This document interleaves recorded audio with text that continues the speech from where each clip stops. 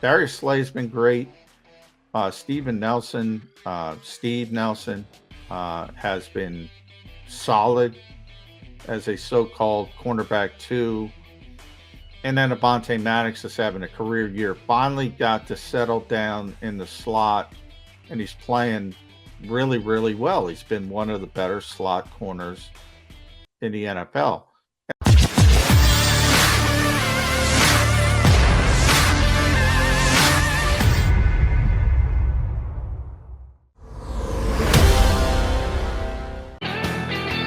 A Jody Mackless edition of Birds 365 rolls on. I'm John McMullen, Jeff Kerr from CBS Sports. Nice enough to hop into the co-hosting seat with me. I appreciate that, Jeff. Jody, living the life we all want to lead in Key West, Florida. You ever been to Key West, Jeff? No, I've never been that far south. Far south I've been is Fort Lauderdale. I'm jealous of Rob Body. He's down in Tampa now. He gets to cover the buck. Yeah. I say him all the time. Why don't you come back up here for it? I wouldn't even waste my time. I'd stay down there and live the life Tom Brady wants to live. Yeah, I'm with you. I when Rob moved down there, I said the same thing. I said, "You beat me down there, Rob." And Rob keeps coming back. I asked him, he was on earlier this week. I forget if he said he's coming. He comes back for a lot of the games, a lot of the Eagles games, and he still hops on the Zoom calls when we have Zoom. The Monday pressers are still on Zoom. Rob always hops on. So he's still involved with Philly sports. He did it for so long. I don't think he can quit it. That's the thing with Rob. He just can't quit it. I don't blame him. I gotta ask him. I gotta know his secret here with the Eagles. How he gets all the years. I know he's been doing it for so long, but I'm like, Rob Body is everywhere. Associated Press, man. Yeah, You got that behind you. You get a lot of weight. That is true. It's funny too when I'm on like a Tampa Zoom call. I'm not used to him being in there, and man, Bruce Arians loves the questions he asks. So I'll tell you that. Well, I love Bruce Arians, so I mean, and by the way, I want to rip Brandon Staley. Oh, there we go. The second coach of the year. So where are we? 3-5 with the Eagles. So ninth game, 9 head coaches. We haven't had any doubled up yet. So only the second head coach who wouldn't do his media availability with the local Philadelphia media. So this year there's been a change this year. It used to be mandatory.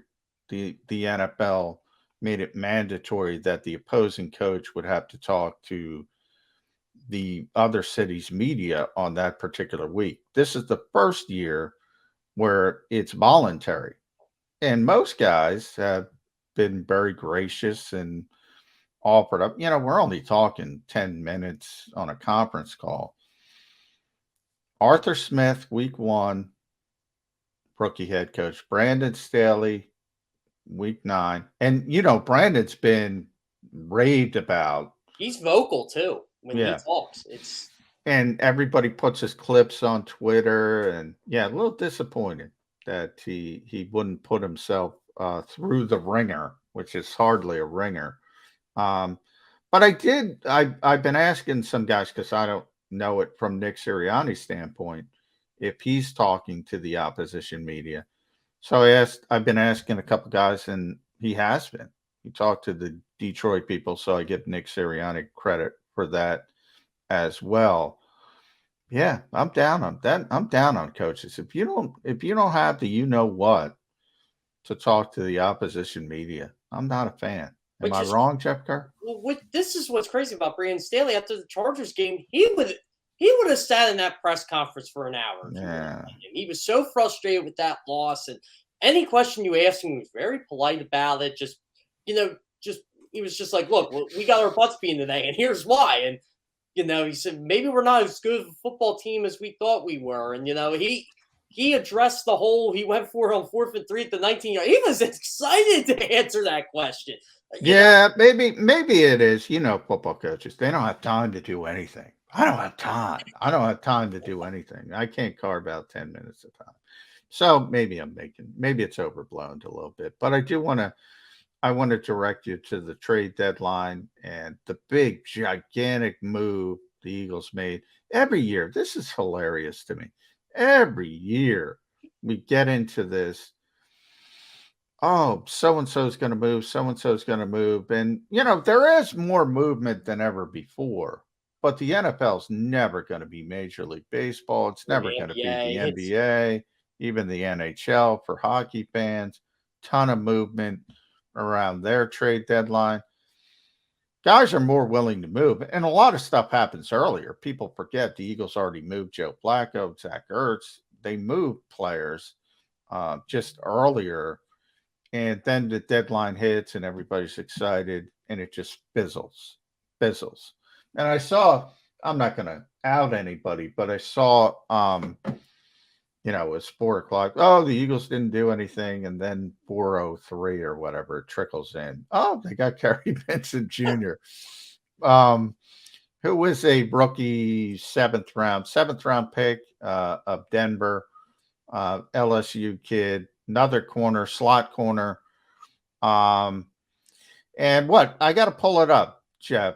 How many corners we at now? 1, 2, 8? 3, 4, 5, 6, 7, 8 corners on the 53 yet. Craig James on the practice squad. That's 9 corners.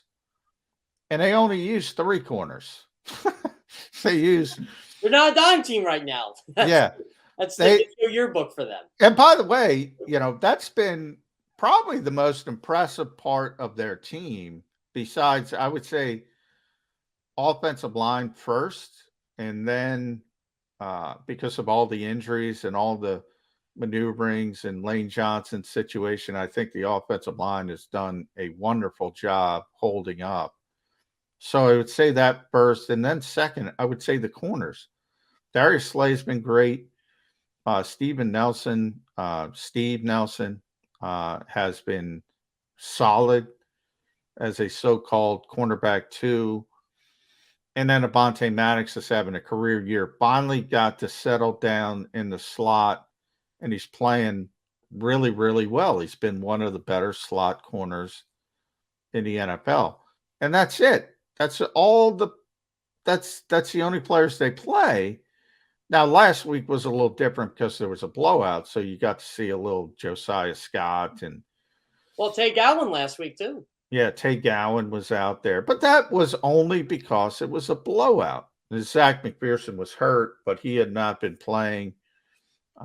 He should be back this week. People forget Mac McCain is on this team. Who did I miss? That's everybody, right? I'm pretty sure you mentioned everybody there.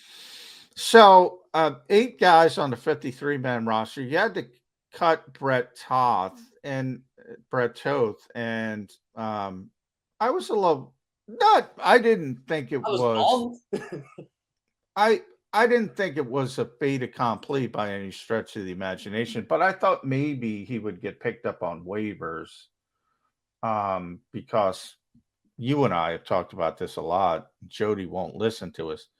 There's a lot of bad offensive lines in this league, and people look at what the Eagles are able to do. Look at last week. Jack Driscoll goes down. Five plays in. Nate Herbig's in there. They had what Lane Johnson called one of the best run blocking performances since he's been here. And he's been here for a long time now. And remember, Brandon Brooks isn't there. Isaac Seumalo's not there. Jordan Mailata has been hurt, injured, moving from right to left side. Doesn't feel like they missed a beat, has it? No, it's unbelievable. Jeff Stoutland is the best offensive line coach in this league. So I thought somebody would pick up Brett Toth because, he was with Stoutland. Let's see what he can do. Ultimately, he got through waivers. He'll probably be back on the practice squad, but we'll know that later today. We'll see. The bigger news, though, was Fletcher Cox, and the Eagles were listening. And the Eagles, and probably the biggest part of this story was that the Eagles, again, were willing to eat significant dead money to move on from Fletcher Cox, similar to what happened with Carson Wentz in the offseason. Now, we all know Fletcher's not happy. If you don't know Fletcher's not happy, you're not paying attention with this scheme. But now he's here. He's not going anywhere. Um, is that good or bad, Jeff Kerr? Well, I mean, he's not happy, and yet I think the defensive coordinator listened to him. But if my brain's telling me this is going to be the last 9 times we see Fletcher Cox in an Eagles uniform this season, because if you're trying to trade him at the deadline, why wouldn't you try to trade him in the offseason? And if you're willing to eat up a lot of his contract, which I was kind of shocked they wanted to do that because of how much dead cap would come. And keep in mind, you already got $33 million in dead cap from Carson Wentz. But I'm thinking to myself, okay, I heard Vegas, I guess, was the team that they were talking to about it. I don't, it was a couple teams, I guess, but I think Vegas was the main culprit there. But it looked like, at least in my opinion, I'm thinking to myself, I get he's not happy. I don't know if he would want out. The Instagram post to me, I didn't know what to make of it because he said forever Philly, and I'm like, well, that's so cryptic. Is he staying here? Is he leaving? Because Zach Ertz did a cryptic post, and I had to reach out to a couple people there. I said, hey, is he gone? Because everything kind of told me he was gone, and then he was gone. So I didn't know what to make of that, and I get it. He's frustrated. I'm frustrated too. I'm frustrated they don't use him right, and he's right. He does get paid to sack the quarterback, even though he did get paid to tackle a screen last week. So we got to give him credit there, John. By the way, that was overblown, Jeff. I mean, Fletcher Cox was always great at playing screens. His only point was, you don't pay me to play screens. He was always good at it. Always had what we talked about with the linebackers early in the show, great football instinct. So he would often, you'd see him how many times snip out screens and get that guy from behind. And, I get a kick out of how people what he was trying to say is he gets all that money to go get the quarterback, not play screens. And I thought people kind of took that in a weird direction, like he didn't want to play screens, but they've seen him play screens for whatever, 9 stinking years now. Did you miss all that? Or am I, but there's no doubt he does not like playing 5 technique. He does not like playing 4-eye technique. And, people go back to, well, when Chip Kelly was here, he played 5 technique. But he wasn't Fletcher Cox at that point. He was a young player then. He did whatever you told him. Yeah. Yeah. So here's how you have to look at it from Fletcher's perspective. All right, we look at the Doug Peterson, Jim Schwartz era. 5 years, right? He made 5 Pro Bowls. He made 3 postseason appearances. Double-digit sacks. Sacks. Was all pro, I think, at least second team twice. Obviously, they win the Super Bowl 52. It's a lot of success over a 5-year period. Now you have an entrenched player. So the veteran player is saying to himself, well, look at my resume. Look at what I did when you use me as a 3 technique and can just go wreak havoc versus, say, Milton Williams, who's a rookie and has a career game in Detroit and is Fletcher Cox under Chip Kelly. He's doing exactly what you tell him to do because he doesn't have a resume. He doesn't have something to point at and say, look, this is what I did when you play me like this. In some ways, is this just the natural evolution of what you have to do when you change coaching staffs? A lot of veteran guys are going to have to get blown out because they're not going to buy in. It's happened forever. It's the dawn of time. I mean, look at Andy Reid when he came in there. You had stalwarts like William Thomas. I mentioned him earlier. He was a stud, and he barely plays under Jim Johnson. And I remember Jim Johnson when he came in. I was a football junkie at 11, but I'm like, okay, this guy's a veteran defensive coordinator. He's got a resume here. He's got a lot of guys he can work with. Brian Dawkins, Bob Taylor, Troy Vincent, William Thomas. William Thomas, he was kind of an afterthought, and he ended up having 3 more really good years with the Raiders. So I get where Fletcher Cox is coming from. It's frustrating, and you're entrenched in this contract, and what do? Because you agreed to restructure the deal to help Howie Roseman out, and this is how they repay you. They don't put you in the right situation. Now you're thinking, I may never get out of here. By the time I get out of here, I'm going to be 33, 34 years old, and no one's going to want me. I'm going to be the Alshon Jeffrey of the Philadelphia Eagles suit. And I mean, I don't blame him. I really don't. It's a frustrating situation for him. I think if the numbers were coming up, he'd be okay with that. But, you got talking heads like us. Why doesn't Fletcher Cox have a sack? Why isn't Fletcher Cox doing this? Why isn't he doing that? Well, I think it's the law of the land. New defensive coordinator, and guys are going to get phased out. And unfortunately, he might be one of them. And it's a shame because I thought he'd spend his entire career in Philadelphia and be a guy who ends up with 70, 80 sacks in his career. But looks like if he's going to go on that, I don't want to call it a Hall of Fame pace, but one of the better defensive tackles of his era pace, he's going to have to do it somewhere else. Yeah, and I think he is. I think you can make a strong argument that other than Aaron Donald, Fletcher Cox has been the best defensive tackle of his generation. So it is, and he's been the best, pure football player on this team for a really long time. But I'm with you. I think the Eagles showed their cards. If they're willing to say in early November, we're willing to eat this money to move on from Fletcher Cox if you give us a Von Miller sort of package in return, that's not going to change in the offseason, is it? It should. In fact, the package might get higher because, again, Von Miller got traded for a second and a third at the deadline for Denver to take $9 million of his salary. I'm like, whoa, that's a lot of money for a guy who's been productive this year, but he's not Von Miller anymore. So I'm thinking, hey, Fletcher has a good finish to the year in this defense. I'm not saying the Eagles can get a first, but they can definitely get 2-day 2 picks for Fletcher Cox in, say, February if they're willing to move him. And by then you're actually going to have a plan because you'll know where to play a guy like Milton Williams more, or maybe you go after another defensive tackle in free agency with some cleared up and added cap space coming in from the league. So, or maybe you draft a premium pick with a defensive tackle, one of those first round picks you got. It's definitely going to be interesting to see what the compensation level is going to be for Fletcher Cox this offseason. By the way, John, I got to point this out. How funny was it Milton Williams got the game ball against Detroit? Well, I thought it was interesting. I was thinking about that after, who said it? Was it Nick or JG? I get it. Everything. I think it was Nick. After he said that, I started thinking, I'm like, he had a good game, Milton, but would I have given him the game ball? And I'm starting to think, I mean, I assume they gave out game balls to Avonte Maddox, probably Darius Slay as well, being the Detroit guy, so to speak.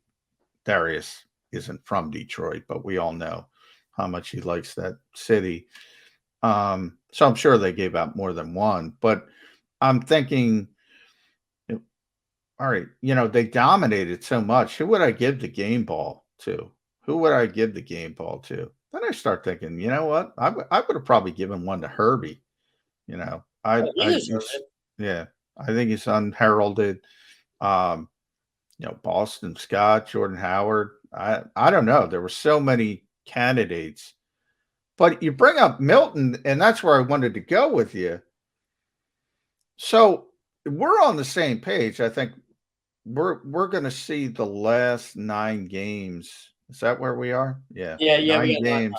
9 games of the Fletcher Cox era in Philadelphia. So what should be more important down the stretch of the season? Getting Fletcher Cox happy and stats, or getting Milton Williams up to speed? Could this, in other words, Jeff, I'm asking, could this get even more uglier from a standpoint of a guy not being happy? It can, but there's one thing I love about the defensive line, especially in today's NFL. You can rotate guys and you won't even notice a thing. It's, Fletcher Cox can still play his 70% of the snaps, and you can find a way to get Milton Williams in at defensive end and defensive tackle, and you can find a way to develop a guy while keeping the other guy. I don't want to say you want to keep him happy, but if Fletcher Cox can go out there and get his numbers and help them win football games, which, by the way, Fletcher Cox still helps you win a football game. I think you got to do that, but I think Fletcher Cox definitely knows the writings on the wall with this franchise. And I don't know if he'll go to Zach Ertz levels in mid-January when the season ends, but I think he'll be, I think he'll be very appreciative of his time here, but I think he also knows, hey, you know what, the writings on the wall for me in this city, they're going to trade me. It's hopefully they let Fletcher Cox kind of, I don't want to say dictate where he wants to go, but have him find the right fit for him, because I think during the offseason, these players have more of a say in where they're going. Like if it was Vegas, I don't know if Fletcher Cox would have been crazy about going to Vegas, although him and the Gus Bradley defense would have been awesome. But maybe Fletch goes, you know what? I'm going to go with Aaron Donald and the Rams, even though the Rams don't have anything to give them. But you never know. A team like Arizona, I know that was another team that they were talking down there. It's like, hey, maybe it's the Cardinals. Maybe he'll revisit that and join his buddies Zach Ertz and Jordan Hicks out there. By the way, can I just say I love the Los Angeles Rams philosophy. Like they don't give you can't screw it up. What. Yeah. They don't give a you know what about draft picks. And I think draft picks are so overrated in this league when you compare them to proven players. Now, you got to be in the right position. You got to be honest. It's not for the Eagles. The Eagles are not, it was for the Eagles in 2018 and 2019, maybe. They probably held on a little bit too long to the thought that the championship window was open.